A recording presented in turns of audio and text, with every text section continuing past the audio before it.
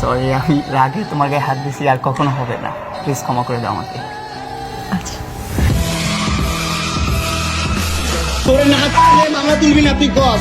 বের করে রাস্তা রাস্তায় ঘুরে তাকে কিভাবে দর্শন হয়? ওমা গো, পৃথিবীর বুকে ইসরায়েল আর ইন্ডিয়া যেমন একটা ক্যান্সারের মতো, এমনি বাংলার বুকে তোরা দুজন হলি একটা কি বলবো, ওই তো যাই হোক, one of the biggest mother. না আছে মাদার, না আছে ফাদার, অনলি থ্রো। দুই দিন পর পর সোশ্যাল মিডিয়াতে আইসা সামাজিক যোগাযোগ বিনোদনের মাধ্যমটারে মাইরা দিতেছে। হোয়াটসঅ্যাপ বাজান, this is Khan and welcome back to Khan সাহেবের এলাকায়। অনেকদিন পরে once again I am going to talking about Laila মজনুর প্রেম কাহিনী, যাদের শুরুটা টিকটক নাচ গানের মাধ্যমে হলেও শেষটা হয়েছে কোর্টের সামনে কান্নাকাটির মাধ্যমে। যাদের নাটক বাংলাদেশে রিলিজ হওয়ার পর থেকে স্টার জলসা জি বাংলার মার্কেট ক্রাশ হয়ে গেছে। যাদের অভিনয় দেখার পরে ডিপসিকও বলে, এত বড় ডিপ ফেক দেখার পরে এআই হয়েও আমি কনফিউজ। তারপর এই পর্বে নাকি আবার জাতির ক্রাশ, আই মিন রূপনগরের রাজকন্যাও রয়েছে।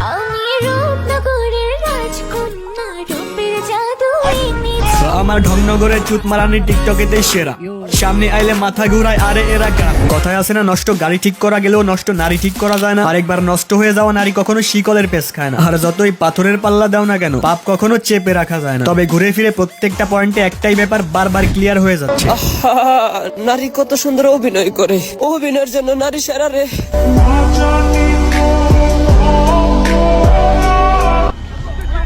কথায় আছে না, প্রেমে মানুষ অন্ধ হয়ে যায়, বাট ওরা অন্ধ হইছে উত্তেজনায়। নয়তো কেউ গুলশান রাইখা গুলিস্তানে যায়, তবে গুলশানের অবস্থাও যে গুলিস্তানের চেয়ে ভালো সেটা কিন্তু না। যাই হোক, 50 বছরের আন্টির যদি এত উত্তেজনা থাকতে পারে, সেইখানে অগর কথা আর কি বলবো, যাদের জন্মস্থানটাই ছিল টিকটক। আর আমরা ভালো করে জানি টিকটকার মানে এমন একটা জাতি, not everyone but so many, যাদের না আছে মান, না আছে সম্মান। ব্রেনলেস বললে ভুল হবে, বাট ফাদারলেস বলা যায়। টিকটকের ম্যাক্সিমাম মেয়েদের মধ্যে আর রিসেন্টলি বরিশালের লঞ্চের ধরা খাওয়া, এইগুলার মধ্যে কোনো পার্থক্য নাই। ভাইরে ভাই, কি একটা অবস্থা, যেদিকে যাই কট আর কট ছাড়া কিছু নাই, তাও আবার কি টিকটকার। তার মানে আমরা কি বুঝতে পারি, আমাদের এই সভ্য সমাজের সভ্য মানুষেরা ধীরে ধীরে টিকটকের মাধ্যমে অসভ্যে পরিণত হচ্ছে, নাকি আমাদের এই সভ্য সমাজের অসভ্যরাই সব দিন শেষে টিকটকে যাচ্ছে?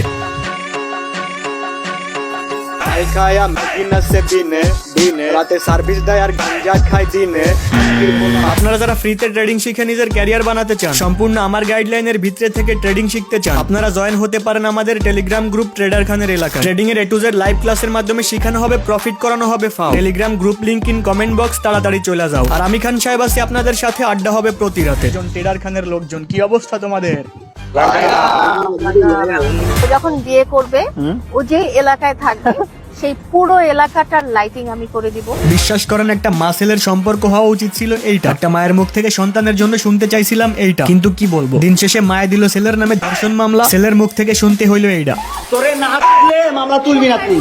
আপনারা ক্যাপশন দেন, সুন্দর সুন্দর ভাবে মজা নেন, মিমস করেন ভাই। যখন এই পর্যায়ে আসবেন তখন বুঝবেন যে কতটা লাইফ যন্ত্রণাদায়ক। ইউ ম্যান, আম্মুর বয়সের মাম্মির লগে চাম্মি চুম্মি করার শখ আমগুর না আছে, নটি পানা নিয়ে নাটক রিলিজের ইচ্ছা। ওই পর্যায়ে যাওয়ার আগে আল্লাহ যেন লাইফের বিপর্যয় ঘটায় দেয়, আমিন। তুই আমারে অজ্ঞান করে আমার মোবাইল থেকে ডাটা ট্রান্সফার কেন করবি তুই? স্টুপিডের বাচ্চা, জানোয়ারের বাচ্চা। তোর তো এখন ল্যাংটা পীরের মাজারে যে 2 লিটার জিলাপি কিনে মিলাদ দেওয়া উচিত, কারণ লায়লা শুধু তোরে অজ্ঞান করে ফোনের ডাটা ট্রান্সফার করছে। ভাগ্য ভালো টুনটুনিটা ট্রান্সফার হয়ে যায় না। জায়গার জিনিস জায়গা মতোই আছে, বাইচা গেছোস। নয়তো আমি ভাবতেছি ঐশী আফার কি হইতো। তুমি কি আর কচি মাল? তুমি তো পাকনা, বুইরা পাকনা মাল, একদম ঝুনা ঝুনা হয়ে গেছো। দুনিয়া চালাইছে চড়াইছে অল ওভার যেটা বুঝতে পারলাম, স্টিল মামুন এই মহিলার পিছনে ঘুরতেছে মামলাগুলা উঠানোর জন্য। আর লায়লার মামলা দেওয়ার পেছনের কারণগুলা হিসেবে আপনারা ভাবতেছেন মারামারি, মদ্যপান। আসলে বিষয় অন্য কিছু। আই থিঙ্ক লায়লা এক্সপেক্ট করে মামুন যেন সবসময় তার ওয়াইফের মতো ট্রিট করে, লয়ালিটি বজায় রেখে সবসময় পাশে থাকে, কাছে থাকে, মানে একজন হাজবেন্ড ওয়াইফের মধ্যে যেমন কেমিস্ট্রিটা থাকে। কিন্তু মামুনের কাছে তো এগুলা ভালো লাগতো না, কারণ অবশ্যই বয়সের পার্থক্যের একটা বিষয় রয়েছে। দ্যাটস ওয়াই মামুন বিভিন্ন সময় ভিন্ন ভিন্ন মেয়ের সঙ্গে সময় কাটাতো, যেমন অনামিকা ঐশী। আর এই মামুনের অন্য মেয়েদের সঙ্গে ঘোরাফেরা, সময় দেওয়ার বিষয়টাই লালার কাছে ভালো লাগতো না। দ্যাটস ওয়াই ঝগড়া বিবাদ থেকে এক পর্যায়ে লায়লা প্ল্যান করে ধর্ষণ মামলা দিয়ে দিছে, যেন মামুনের না চাইতেও লালার পেছনে দৌড়ানো লাগে। বাংলাদেশের আইন কতটা জঘন্য হইলে এর মতো একটা মহিলা ধর্ষণ মামলা আমাকে দিতে পারে? 50 বছরের একটা মহিলা আমাকে ধর্ষণ মামলা দিচ্ছে। আমিও তো এইটাই ভেবে কুল পাইতেছি না, বাংলাদেশের আইন কতটা জঘন্য হল। তগর মতো অবৈধ স্পার্মের বাচ্চারা এখন পর্যন্ত অনবরত সামাজিক যোগাযোগ মাধ্যমগুলোতে কন্টিনিউয়াসলি বেহায়াপানা, অশ্লীলতা কইরা যাইতে পারে। আমিও তাই ভাবতেছি বাংলাদেশের আইন ঠিক কতটা জঘন্য হল, লিগের অবৈধ বাচ্চাগুলার পেছনে এখনো পর্যন্ত কারেন্ট থাকতে পারে। সরি, ক্রেডিটটা একটু আগে নেওয়া উচিত ছিল। তাকে কিভাবে দর্শন হয়? তোকে কিভাবে দর্শন হয়? সেটা তুই কোর্টে যে প্রমাণ করবি।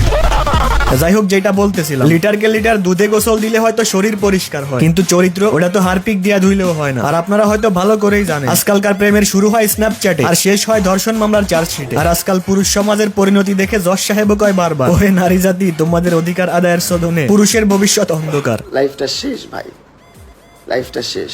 বয়সের পার্থক্য দিয়ে প্রেমের ব্যাখ্যা করা যায় না, কিন্তু আজকালকার যে যুগ, মামুনের চোখে ছিল টাকা, লাইলার চোখে ছিল কচি খোকা, আলাদাই স্বাদ। আর ওদের যন্ত্রণায় সোশ্যাল মিডিয়া ডাস্টবিনে পরিণত হয়েছে। অগর লইয়া যতই বলি কম হয়ে যাবে। বেশি বলতে গেলে ফেসবুক ইউটিউবের পলিসি লঙ্ঘন হবে। ওয়ান্স অ্যাগেন, লোভে পাপ, পাপে মামুনের মতো পরিস্থিতিতে না পড়তে চাইলে তাড়াতাড়ি করে সাবস্ক্রাইব, ফলো করেন, তারপর একটা লাইকও মারেন। নেক্সট ভিডিওতে আমি আর একটু ভালো করে মারবানি, মানে টিকটকার ঝড়ের চলনি গলার অবস্থা বাজে। আজকে এই পর্যন্তই, লাইটও। আসসালামু আলাইকুম। একজন কমেন্ট করেছে, বেশি দিন টিকবে না এই ভালোবাসা, কষ্ট হচ্ছে ছেলেটার জন্য।